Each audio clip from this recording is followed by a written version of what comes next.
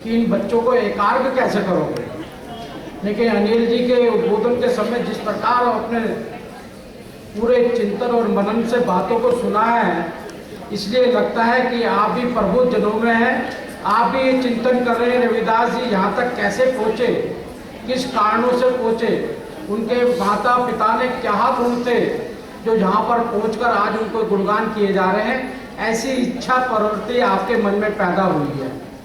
इसलिए मैंने देखा अनिल गुप्ता जी के सारे उद्बोधन के अंदर आप शांत चित्त उनको सुन रहे थे।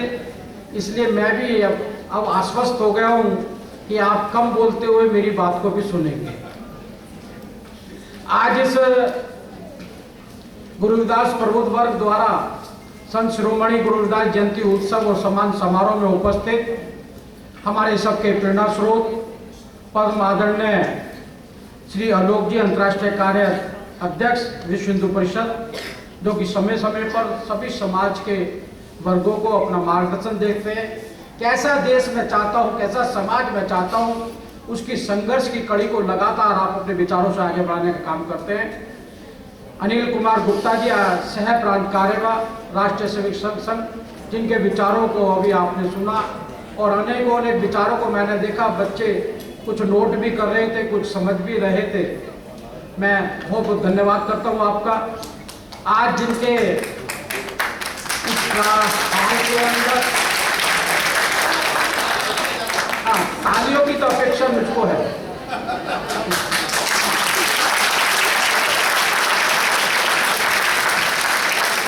लेकिन आपस में बात करने की अपेक्षा मैं समझता हूँ नहीं होनी चाहिए। और जो बैठे हैं वो बैठे ही रहेंगे, क्योंकि आप सीखने के लिए आए हैं, समझने के लिए आए हैं। और सीखने समझने के लिए निश्चय से बड़ा विषय होता है कि जिस व्यक्ति का हम जन्मदिन मना रहे हैं या पुण्यतिथि मना रहे हैं या कोई भी कार्यक्रम कर रहे हैं, आखिर वो हमारा अध्ययन का एक पत्र भी होता है, अध्ययन का एक माध्यम भी होता है कि वो व्यक्ति यहाँ तक कैसे पहुँचे। आज जिस हाल में हम इस कॉलेज के अंदर आज ये कार्यक्रम कर रहे हैं, ऐसे बहन प्रोफेसर कृष्णा शर्मा जी, प्राचार्य PGDAV महाविद्यालय, मैं आपका बहुत बहुत धन्यवाद करता हूँ।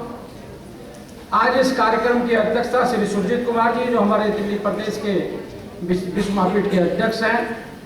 आदरणीय अश्वनी महाजन जी, जो कि मेरे पुराने ही प्रेरणा स्रोत रहे हैं। आप स्वदेशी जागरण के बड़े अच्छे संघर्ष कर देश को गति देने का काम कर रहे हैं। आप डिबेटों में देखते होंगे बड़ा संघर्ष करते हैं। आदरणीय अवस्थी जी कहीं RSS के पैनल के नाम से करते हैं, कहीं प्रबुद्ध समूह के नाम से करते हैं, कहीं यूनिवर्सिटी के प्रोफेसर के नाम से करते हैं, और लेकिन अच्छा विषय रखते हैं। हमारे राष्ट्रीय कोषाध्यक्ष और आदरणीय धर्मवीर जी, जो वरिष्ठ अपने सर्विस के अंदर रहे हैं, तानिक अफसर रहे हैं और बड़े समाज के लिए अब समर्पित रहे हैं। प्रोफेसर अरविंद कुमार जी, जवाहरलाल नेहरू यूनिवर्सिटी के आप प्रोफेसर हैं, और प्रोफेसर प्रमोद मेहरा जी, जो इंदिरा गांधी राष्ट्रीय मुक्त विश्वविद्यालय इग्नू के प्रोफेसर हैं। श्री मनोज कुमार आजाद जी, अनिल कुमार जी, डॉक्टर मनोज कैन जी, बड़ा अच्छा मंच संचालक कर रहे हैं। बहुत अच्छा लगता है जब हमारे वर्ग से अच्छे पढ़े लिखे लोग इस काम के लिए कर रहे हैं। और सबसे बड़ा धन्यवाद करना चाहूँगा मैं डॉक्टर प्रकाश चंद दिलारे जी का। एक अद्भुत कार्यक्रम, एक अद्भुत सोच और विचारों को आगे लेके जाना इतना आसान नहीं होगा, क्योंकि समाज से मैं पैदा हुआ और समाज में जी रहा हूँ। मेरे ख्याल सब समाजों से ज़्यादा चुनौतीपूर्ण कार्य है जिसको वो कर रहे हैं। आपका मैं बहुत बहुत धन्यवाद करता हूँ। बंधुओं, जैसे मैंने आपको पहले भी कहा है कि हमारे मन में एक लालसा होती है, एक जिज्ञासा होती है कि जिस भी महापुरुष के बारे में हम जान रहे हैं, फिर उसे हम सब प्रार्थना करते हैं। आप भी प्रार्थना करते हैं, जो बच्चे हैं। आप नहीं करते तो आपके माँ बाप आपके लिए प्रार्थना करते हैं कि हमारे बच्चे भी ऐसे बड़े बने। इसलिए उनके बारे में विचार करना चाहिए, सोचना चाहिए, मंथन करना चाहिए, चिंतन करना चाहिए, और कम से कम 10 मिनट घर में बैठकर उनके बारे में अध्ययन करना चाहिए। तो इस सारी परिपाटी की कोई रिजल्ट निकलने वाला कार्य होता है। ऐसी अपेक्षा मैं करता हूं। संत रविदास जी जब जब समाज पे अत्याचार बढ़ता है, व्यभिचार बढ़ता है, हर समय कोई ना कोई महापुरुष जन्म लेता है। मध्यकाल के अंदर जब मुगलों का आक्रमण बढ़ रहा था, जब वो धर्म परिवर्तन कर रहे थे, छुआछूत चरम सीमा पर था, उसके कारण जो समस्याएं खड़ी हो रही थी, किस कारण से धर्म परिवर्तन हो रहा है, उसमें जाति प्रथा भी बहुत बड़ी थी। और जाति प्रथा के कारण वो आक्रमण कर पाते थे। वो अंग्रेजों ने भी आगे चलाया, फूट डालो राज करो, लेकिन रविदास जी ने वहां धर्म परिवर्तन को रोकने के लिए कई दूसरी साइड भी काम करने का काम किया। जो अंधविश्वास था उसको इस प्रकार से रोका जाए जिससे हमारे लोगों को पर आक्रमण ना कर सके, किसी प्रकार का हमारा धर्म परिवर्तन ना करे, कि उनको राष्ट्रीय प्रेम बहुत था, राष्ट्रवादी बहुत बड़े राष्ट्रवादी। और ये गुण ऐसे पैदा नहीं होते, ये गुण माँ बापों की तरफ से भी पैतृक गुण भी होते हैं।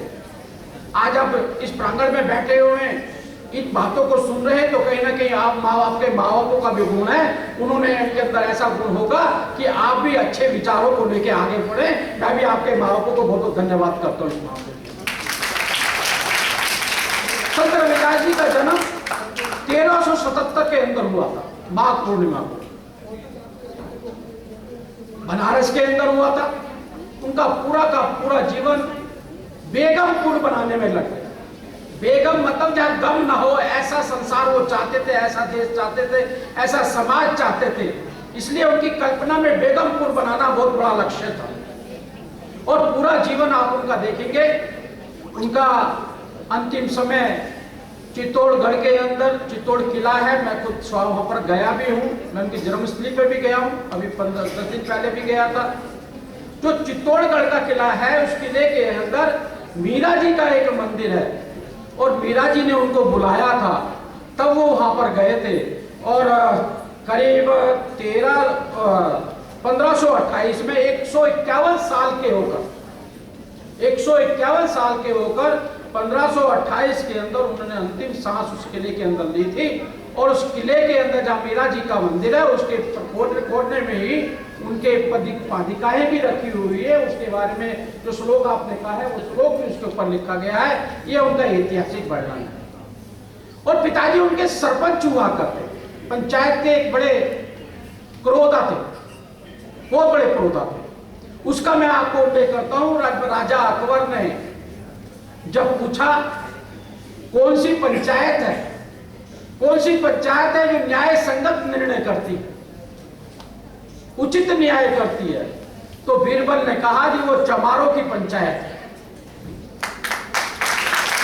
उन्होंने कहा चमारों की पंचायत है, और संतोष सिंह उसके सरपंच है। और उस पंचायत को के निर्णय के बाद में कहीं भी राजा के दरबार में कोई केस नहीं आता है ऐसा जो उस गांव के आस की उनकी प्रति का हो, इसलिए वो पंचायत सर्वोपरि पंचायत है। और माँ पिता ही नहीं, उनकी माता लोना देवी, वो भी ऐतिहासिक घटना है। लोना देवी वहां की होम्योपैथिक की, आयुर्वेदिक की एक बहुत बड़ी दवा विशेषज्ञ थी। आसपास के लोग उसे दवाएं लेने आते थी, वो जाती भी थी। और उनका इतना मशहूर हो गया था उस क्षेत्र में, आप भी जाके पूछोगे, जैसे हम करते ना पूजा करके छू करते हैं, वहां भी आज भी ये कहा जाता है, कोई परेशानी और कठिन होती है, लोना देवी माँ की छू, मतलब जादू की तरह वहां पर किया जाता है। इस प्रकार से उनको मान्यता। बंधु, रविदास जी का पूरा जीवन इसी बात में लग गया कि कोई व्यक्ति नीच नहीं होता, कोई व्यक्ति छोटा नहीं होता, उसकी जात छोटी नहीं होती है। वो बार बार ये कहते थे, मैं कहे रविदास खलास चमारा। ये मैं इसलिए बोल रहा हूं, उस समय खलास चमारा कहने के बाद उनका गौरव बढ़ता था। लेकिन तत्काल समय के अंदर हमारे कुछ प्रबुद्ध लोगों ने, कुछ बुद्धिजीवियों ने अपने आप को चमार से ऊंचा कर चमार जाति को छोटा कर, उसको असंवैधानिक कहना शुरू कर दिया कि चमार ना कहो, बाकी कुछ भी कह लो। और मैं कहता हूं कि भाई तुम कुछ भी अपने आप को कह लो, लेकिन समाज तुम्हें चमार ही कहे, तुम चमार के नाम से ही पहचाने लो। इसलिए चमार जाति को छोटा नहीं कीजिए, ऐसी एक बार चमार जाति के ऊपर बात आई, काम के ऊपर बात आई, नीच जाति के ऊपर बात आई। रविदास जी को बाल्यकाल में कुछ लोग पकड़कर महाराजा अकबर के यहाँ लेके गए। अकबर ने पूछा भाई क्यों लेके आए हो इस बालक को? तो दूसरे पक्ष ने कहा कि साहब ये बालक है जो जनेऊ डालता और टीका लगाता। तो महाराज जी बीरबल ने कहा कि भाई टीका लगाना और जनेऊ लगाना कहां पर क्या अपराध है? कहले साहब ये नीच जाति का है, ये टीका और जनेऊ नहीं डाल सकती, नीच जाति का है। तो रविदास जी ने कहा नीच जाति क्या होती है? उस समय में कुछ ऊपर के लेवल पे ही बात होती थी नीच और छोटी जाति की, लेकिन मध्य में नहीं थी। उन्होंने पूछा नीच जाति क्या होती है? कहने अब चमड़े का सामान बनाते। चमड़े का सामान बनाना नीच जाति होती है? कहना है लोहे का काम करता है लुहार कहलाता है, सोने का काम करता है सुनार कहलाता है, चमड़े के इंसान भगवान भी बनाता है। अगर वो चमार है तो मैं भी चमार है। जाति को छोटा नहीं कहा, उन्होंने कहा जिसके जैसे कर्म है कर्मों के हिसाब से वो नीच होता है। मैं बार बार इस बात पे उल्लेख कर रहा हूं कि चमार जाति छोटी नहीं है। अरे वो तो चमड़े के खाली जूतियां बनाते थे, आज तो हड्डियों के आगे आर्टिफिशियल चीजें बन रही हैं, वो भी लोग बना रहे हैं। चर्बी से अनेकों अनेक सामान बना रहे हैं, उनकी जातियां तो छोटी नहीं हुई। लेकिन चमार जाति छोटी क्यों हो गई? ये समाज दोषी है उसका। समाज ने कहीं ना कहीं उसको हीन भावना से देखा। और यही नहीं है, उनके करीब करीब 52 शिष्य थे, 52 शिष्य थे। और 52 शिष्यों में सारे अग्नि जाति के थे, राजपूत थे, बड़े बड़े राजा महाराजा थे। और यही नहीं है, उनके साथ साथ गिने देखे जाए तो उनकी शिष्या भी अनेकों अनेक बड़ी जाति की। और इस संघर्ष के अंदर बहुत बड़ा काम उन्होंने किया। और कभी भी उनके मन के अंदर कभी अहंकार किसी प्रकार का कोई बात नहीं है। और जैसे बताया आदरणीय अनिल जी बता रहे थे, गुरुमुखी के वो दाता थे, गुरुमुखी का बनाया उन्होंने। सब जो केस का आप वर्णन कर रहे थे 1923 का 1930 का है। पाकिस्तान सब हिंदुस्तान एक था। अब एक सुरेश कुमार का हमारे बच्चे किसी लड़के ने पीएचडी की थी, उसकी पीएचडी मैंने देखी, उसके अंदर उल्लेख है उसका कि गुरुमुखी का, क्योंकि गुरु नानक जी का जो उत्पादन, जो गुरु नानक तो गुरु रविदास जी के बाद में पैदा हुए हैं। और गुरु रविदास जी को, गुरु कबीर जी को गुरु नानक जी ने सेवा की है। और गुरबाणी में जो अभी हमारे बालक अभी रविदास जी की वो आरती पढ़ रहे थे, वो पूरी गुरबाणी के अंदर है। 40% पद जो है वो संत रविदास जी की वाणी के अंदर, उसके अंदर वो पूरी की पूरी आरती उसके अंदर है। इसलिए इसके पर भी हमें गर्व होना चाहिए कि हम ऐसे गुरु के शिष्य हैं। क्योंकि बच्चे बैठे हुए हैं सारे के सारे, प्रबुद्ध लोग भी बैठे हुए हैं। आज अनेकों अनेक लोग अनेकों अनेक कारणों से कहीं ना कहीं अपना राजनीतिक लाभ लेने के लिए कितना बोलना है, कितना करना है, कितना दुरुपयोग करना है, वो सब जानते हैं। मैं बहुत लोगों को बोलता हूं, मैं दिल्ली का रविदास जन्म सोसाइटी का प्रधान भी रहा हूं, धर्मवीर जी भी रहे हैं। वहां पर कोई भी व्यक्ति ऐसा नहीं है कि जो सामाजिक समरसता का काम कर रहा हो, रविदास जी की वाणी पे चलता हो, रविदास जी के विचारों पे चलता हो कि ऐसा चाहूं राज में मिले सभी को, छोट बड़े संग बसे रविदास रहे पर सब। ये रविदास जी ने कहा था। और आपको एक और उल्लेख बता रहा हूं अनिल जी, जो मानव अधिकार का संविधान है उसके पहले पेज पे यही लिखा हुआ है, ऐसा चाहूं राज में मिले सभी को, छोट बड़े संग बसे रविदास रहे पर सब। उसी पर चल रहा है। और मैं तो कहूं यहाँ की वर्तमान की सरकार भी उसी पर चल रही है।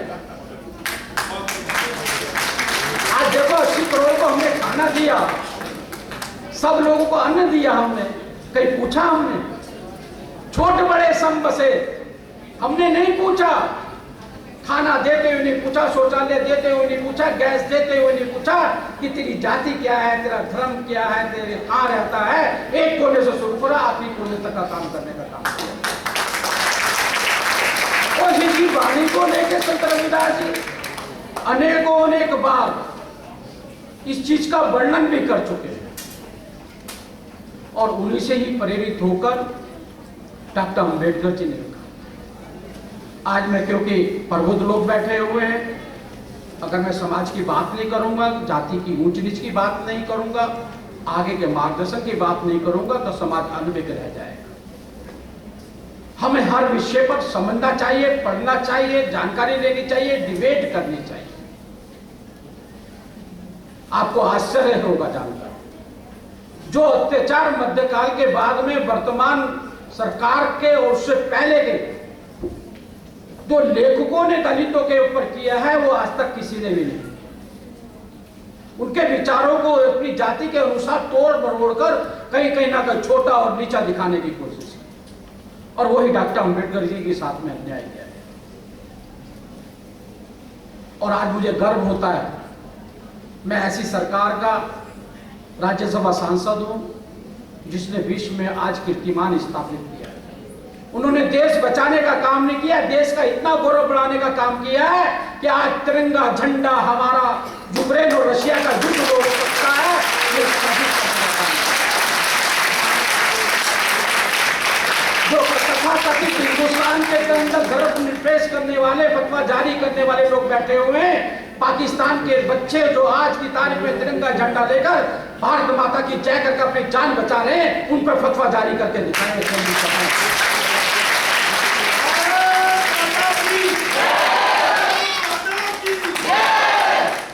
क्योंकि हमको काम कर रहे हैं। हमने कभी भी इतिहास को जाति और धर्म के अंदर, भाषा के अंदर नहीं बांधा है। जिस भी व्यक्ति ने, क्या हुआ एकदम शोर सा मतलब, भारत माता के, भारत माता की। मैं समझूंगा कि आपको अनुजाति वर्ग के नेताओं के बारे में सुनने की इच्छा प्रकट नहीं होगी। चुनौती है, सुनना भी चुनौती है। वक्ता से अच्छा वक्ता वही अच्छा बनता है, श्रोता अच्छा होता है, ये अटल जी कहा करते थे। इसलिए सुनने भी की कला होनी चाहिए। मैं आज नरेंद्र मोदी जी का दलित वर्ग की ओर से बहुत बहुत धन्यवाद करना चाहता हूं, और धन्यवाद करना बनता भी है मेरा, क्योंकि मैं उसका अंग भी हूं। और सरकार को किस ओर जाना चाहिए, कैसे करना चाहिए, ये भी हमें जानकारी रखना चाहिए। जो अन्याय रविदास जी के साथ में किया, मध्यकाल के कवियों, इतिहासकारों के माध्यम से, वही डॉक्टर अंबेडकर जी। आज अंबेडकर जी के बारे में मैं इसलिए कह रहा हूं कि अंबेडकर जी के चित्र को, अंबेडकर जी के संविधान को कहीं भी रखकर कोई भी मिसयूज कर रहा है, ये अंबेडकर जी नहीं चाहते थे। आपको मैं एक चुनौती दे रहा हूं। अंबेडकर जी के गुरु भी ब्राह्मण थे। अंबेडकर नाम उनका अपना नहीं था, उनके गुरु का नाम था अंबेडकर।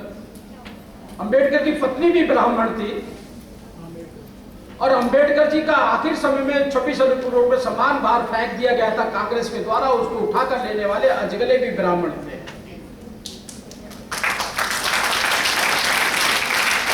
महर्षि वाल्मीकि को क्या हम राम से अलग कर सकते हैं क्या? रविदास जी को क्या हम मीरा से अलग कर सकते हैं क्या? डॉक्टर अंबेडकर जी को क्या ब्राह्मणों से इनसे अलग कर सकते हैं? तो लेकिन जो अलग करने का षड्यंत्र आज रचा जा रहा है, इसको हमें समझना होगा।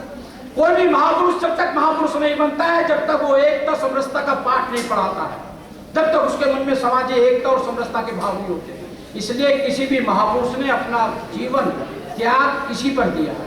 और मुझे ध्यान आता है 26 नवंबर 1949, जिस समय देश का संविधान, भारत का संविधान देश को समर्पित किया गया था। 26 नवंबर 1915 को जब डॉक्टर अंबेडकर जी की 125वीं जयंती बनाई जा रही थी, उस समय 125वीं जयंती बनाते हुए जब मोदी जी ने पूछा भी 125वीं जयंती बना रहे हो, 26 नवंबर को कैसे याद करते हो, तो किसी ने कहा, वकीलों ने कहा, न्यायविदों ने कहा कि हमको इसको न्याय डे के रूप में इस्तेमाल करते हैं, न्याय डे के रूप में मनाते हैं। तो न्याय डे क्या होता है? इस दिन तो संविधान समर्पित किया गया था, और संविधान समर्पित किया गया था तो इसके लिए हमें संविधान दिवस के रूप में क्यों नहीं मनाना चाहिए? उन्होंने तत्काल अरुण जेटली जी को बुलाया और उनको बुलाकर उनको कहा कि भाई ये संविधान दिवस के रूप में मनाया जाना चाहिए, और उसके बाद में 26 नवंबर को हम संविधान दिवस के रूप में मनाते हैं। ये पार्टी का, प्रधानमंत्री का धन्यवाद मैं इसलिए करता हूँ कि इस पृथ्वी पर किसी भी व्यक्ति को 2 दिन याद किया जाता है ज्यादा, मतलब तो एक ही दिन याद करते हैं, एक दिन भी नहीं करते। जन्मदिन पे याद करते हैं या पुण्यतिथि पे याद करते हैं। कुछ लोगों को जन्मदिन का आपको ध्यान भी होगा, किसी की बहुतों की पुण्यतिथि भी नहीं मालूम के महापुरुषों की जिनको हम मानते हैं। लेकिन डॉक्टर भीमराव अम्बेडकर जी को 26 नवंबर 2015 के बाद में 3 दिन याद किया जाता है, जन्मदिन पर और 6 दिसंबर को पुण्यतिथि पर, परिनिर्वाण दिवस पर, और 26 नवंबर को संविधान दिवस पर। और बंधु ऐसे ही नहीं याद किया जाता। आप अगर सभी डॉक्टर अम्बेडकर के बारे में पढ़ना, डॉक्टर अम्बेडकर के बारे में जाना हुआ, डॉक्टर अम्बेडकर का क्या योगदान रहा है देश के लिए और समाज के लिए, तो आपको समझ में आएगा। डॉक्टर अम्बेडकर ने कभी अलगाववाद की बात नहीं की। उस दिन के मैं 2 दिन की डिबेट देख रहा था, 26 नवंबर 2015 की पार्लियामेंट की डिबेट, और उस डिबेट के बाद मालूम पड़ा जो आज की वर्तमान में सरकार के अंदर जो भी कार्य हो रहे हैं आजादी के बाद में, चाहे वह इलेक्शन कमीशन हो, रिजर्व बैंक की कल्पना हो, डिमोनेटाइजेशन हो, अनेकों अनेक इस प्रकार से पानी को बचाया जा सकता है। जल संसाधन मंत्री थे वो श्रम के अंदर थे, तो मजदूरों को किस प्रकार से 6 दिन का काम मिले, 7वें दिन उनकी छुट्टी होनी चाहिए, 8 घंटे काम करें, 8 घंटे के बाद उनको ओवर टाइम मिलना चाहिए, महिला को बराबर का हक मिलना चाहिए। पहले मंत्री थे जिन्होंने इस्तीफा दिया था कि महिला को बराबर का हक नहीं दोगे तो मैं मंत्रालय से इस्तीफा देना पड़ा।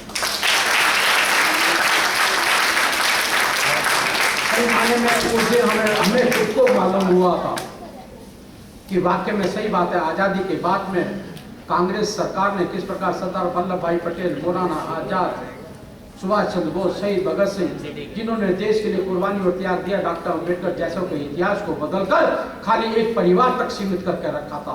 और उसके बाद हमें मालूम पड़ा डॉक्टर अम्बेडकर जी का बड़ा दृष्टिकोण था, और दृष्टिकोण ये था कि वर्तमान भारत के निर्माण के अंदर डॉक्टर अम्बेडकर जी का बहुत बड़ा योगदान है।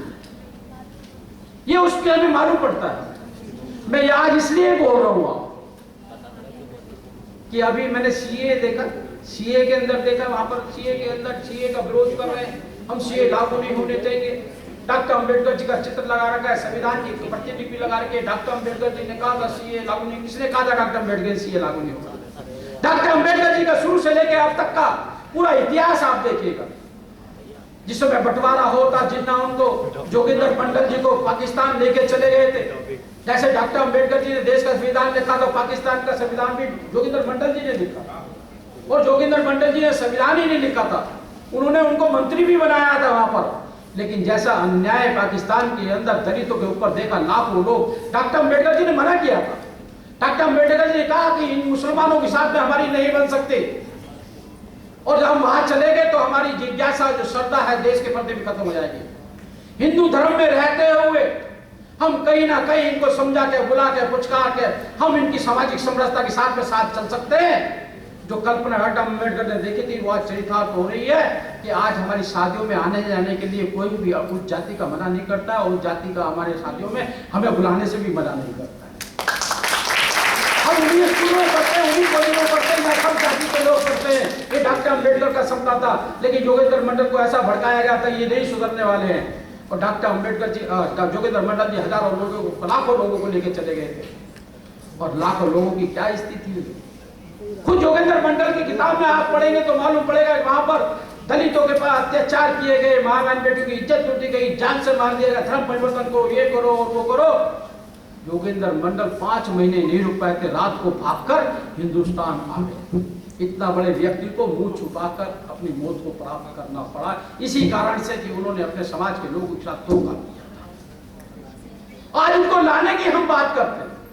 ये डॉक्टर अम्बेडकर जी कहते हैं।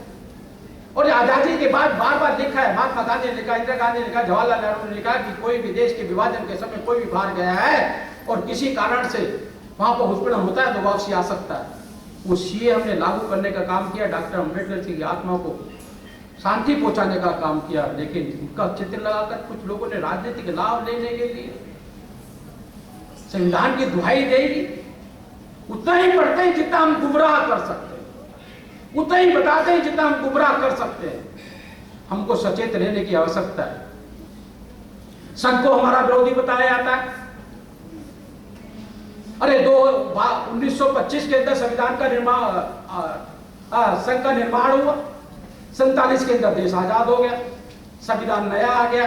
डॉक्टर अम्बेडकर जी का लिखा संविधान था। 47 और 25 के अंदर कितना फर्क है? 22 साल का फर्क है सारा का सारा।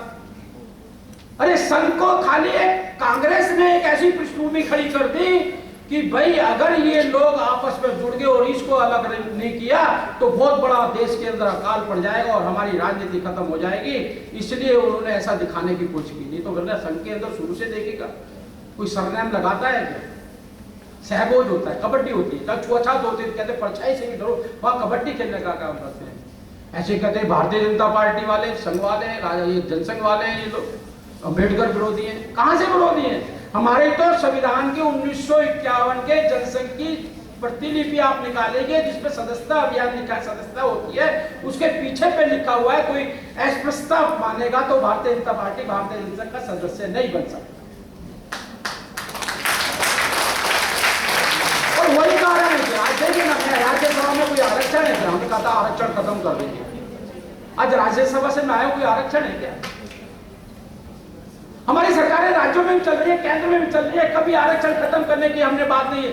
हमारे आरएसएस के प्रमुखों ने, हमारे भारतीय जनता पार्टी के प्रधानमंत्री तक ने कहा कि आरक्षण जब तक खत्म नहीं हो सकता जब तक संपूर्ण समाज समरसता में नहीं आता। लेकिन इसका विरोध करने वाले, राजनीतिक रोटियां सेकने वाले बार वर्षों को वकील छोड़ के कोई कहे संविधान बदल देंगे। अरे हम संविधान बदल देंगे, इन्होंने संविधान को आत्मसात की है। मोदी जी 10 किलोमीटर जहाँ अम्बेडकर जी के जन्मदिन पर संविधान को हाथी पर रखकर पैदल चलने का काम करते हैं। संविधान के ऊपर पुस्तक लिखी हुई अम्बेडकर के ऊपर, और आप कहते हैं हम संविधान बदल देंगे। अरे संविधान तो जब बदल दिया गया था, संविधान की आत्मा प्रियम्बल होती है और प्रियम्बल बदलने का काम कांग्रेस सरकार ने किया। 2 से ज्यादा संशोधन उन्होंने किए और हमें कहते हैं संविधान बदल दिया। SC/ST एक्ट ले लो, अनेकों तरीके से हमें भरमाने की कोशिश करेंगे। इसलिए हमारा दायित्व बन जाता है कि डॉक्टर अम्बेडकर जी कैसा भारत चाहते थे, आज वो भारत बनने के लिए आगे बढ़ रहा है। रविदास जी की वाणी वाला भारत बनने के लिए चल रहा है।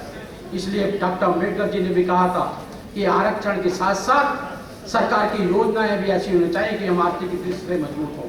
और इसलिए पहला देश का प्रधानमंत्री, उससे पहले प्रधानमंत्री लाल किले से बोला करते थे, देश के धनाढ्य पर, देश के पूंजी पर, देश के संसाधनों पर पहला हक मुसलमानों का है। लेकिन पहला प्रधानमंत्री है जिसने कहा कि मैं दलितों को नौकरी मांगने वाला नहीं, नौकरी देने वाला वो। उसके लिए अनेकों ने आर्थिक नीतियां भी चालू की। इसलिए बंधुओं, मेरे से आपसे निवेदन है, हम महापुरुषों के जन्मदिन मनाते हुए, उनको याद करते हुए, उनको किसी प्रकार से उनके ऊपर उल्लेख करते हुए कम से कम उनके बताए हुए रास्ते पर चलकर जैसा देश वो चाहते थे, जैसा समाज वो चाहते थे, ऐसा काम करने की कोशिश करें। मैं बार बार एक बात बहुत जरूरी कहता हूँ, मेरा बच्चा अगर कहीं चौकीदार लग जाता है तो हम शर्मा जी के पास भी जाते हैं, गुप्ता जी के पास चलते हैं, मेरे बेटे को सरकारी नौकरी लग गई है। लेकिन रविदास जी की वाणी और डॉक्टर अम्बेडकर के बताए विचारों को बताने में हम प्रोत्साहित करते हैं, जिसके कारण से समाज के अंदर डट की और जो प्रवृत्ति लोग हमारे विरोधी दल चलाना चाहते हैं वो ज़्यादा चलती है। इस पर हम काम करेंगे। तो मुझे लगता है कि ऐसे महापुरुषों की वाणी पर, उनके कामों पर, उनके जन्मदिन पर जो भी हम रखते हैं उस सही रास्ते पहुंचने का हमें रास्ता मिलेगा। बहुत बहुत धन्यवाद।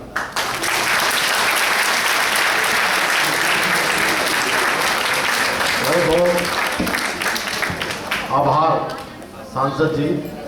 वास्तव में आपने बहुत अच्छी बातें हमारे विद्यार्थियों को दी और गुरु रविदास जी और बाबा साहब जी का जो विजन था और उस विजन को हमारे विद्यार्थियों को बताया, हमें भी लाभान्वित किया।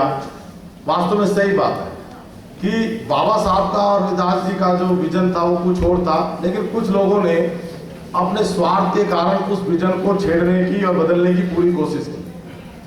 और ये बात आपकी बिल्कुल सही है कि शिक्षा संस्थानों में भी इस तरह की चीजें लाने की कोशिश की कि भारत जो प्रसिद्धि देता है, आपको खाना देता है, पहचान देता है और आपको एक नाम देता है, फिर कहने लग जाता है भारत के टुकड़े होंगे और कहने लगते हैं कि भारत रहने लायक नहीं है, और ऊपर कुछ कहे तो बाबा साहब की फोटो लगा देते हैं। बड़ा दुख होता है बात कहते, बाबा साहब ने कभी तोड़ने की बात नहीं की, बाबा साहब ने कभी अलग होने की बात नहीं की। चाहे रविदास जी हो, जितने भी दलित चिंतक हैं, चाहे बाबा साहब हो, चाहे रविदास जी हो, कबीर हो, नानक, दादू, सब ने भारत निर्माण की बात की है। और हमें ये बात समझना चाहिए, हम प्रोफेसरों को भी समझनी चाहिए, प्रबुद्ध लोगों को भी, और ये विद्यार्थियों को समझाना चाहिए कि कोई कहता है इंडिया रहने लायक नहीं है, भाई इतने साल क्यों रहने लायक नहीं है?